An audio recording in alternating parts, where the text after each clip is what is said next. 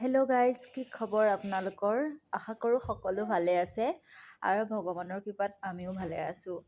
এয়া ইমোৰ 7মহীয়া অন্নপ্ৰসন্নৰ দিনটোত আমি কি কি কৰিলোঁ সেইখিনি দেখাম বুলি ভাবিলোঁ আপোনালোককো। সেইবাবে সৰুকৈ ভিডিঅ' এটা কৰি ৰাখিলোঁ আৰু। এয়া অন্নপ্ৰসন্নৰ আগদিনাখন সৰুকৈ ৰভা এখন দিছে আগফালে, আৰু এয়া ঘৰৰে চাউল বাচি থকা হৈছিলে। আৰু এয়া দেখিছেনে, ভিতৰুৱা কিছুমান কাম আছিলে সেয়াও কৰি থকা হৈছে। আৰু এয়া হাজবেণ্ডে অকণমান শুই লৈছে, ভাগৰ লাগি গৈছে মানে তেওঁ।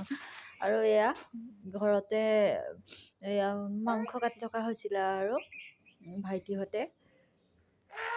আৰু মই ভাবিলোঁ কি আগফালৰ ৰভাখন অকণমান চাই আহোঁচোন। আহি দেখিলোঁ এয়া মোৰ মা আৰু ভাইটি আহি পালেহিয়ে। সেইকাৰণে সিহঁতক আনিবলৈ অকণমান আগবাঢ়ি গ'লোঁ। সিহঁত আহিলে, তাৰপিছত ভিডিঅ' কৰা তেনেকৈ নহ'লে আৰু। তাৰপিছত ৰাতি এয়া মা আৰু অকণমান সহায় কৰি দিবলৈ বাবে মানুহ এজনী অনা হৈছিলে, মানে খুৰী এজনী। তাৰপিছত এয়া আমাৰ ইমোৱে দেখিছেনে খেলি আছে, সেইটো বজাই আছে তাই। খুব ভাল পায় এইবিলাক কৰি তাই। আৰু এয়া কাইলৈ কাৰণে চব্জি কাটি থকা হৈছিলে। আৰু ইমানখিনি কৰিয়ে আমি ভাত পানী খাই শুই গ'লোঁ আৰু ভিডিঅ'টো সামৰি দিলোঁ। এয়া নেক্সট মৰ্ণিং আমি অন্নপ্ৰসন্নৰ কাৰণে ৰেডি হৈ গ'লোঁ ইমো মই। আৰু এয়া দেখিছেনে, পূজাৰ বাবে যি মানে বস্তু সামগ্ৰী লাগিব সেইখিনি চিজিলত থৈ দিয়া হৈছে।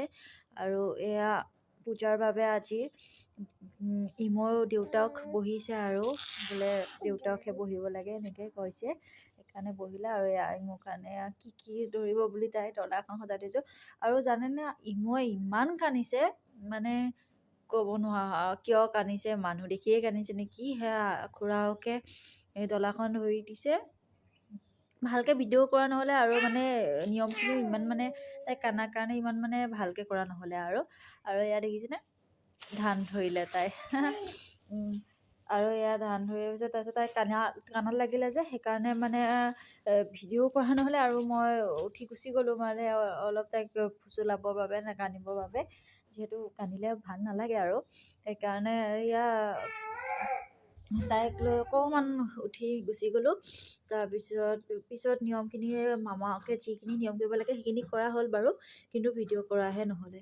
এয়া সেয়া দেখিছেনে, নিয়ম চিয়ম কৰি মানুহে খাই বৈ যাবলৈ ওলাইছে। আৰু এয়া আজি খানাৰ বাবে এনেকৈ কালি যে ৰভা দিয়া আছিলে, এই খুৱাবৰ বাবে ৰভা দি থকা হৈছিলে আৰু অকণমানিকৈ।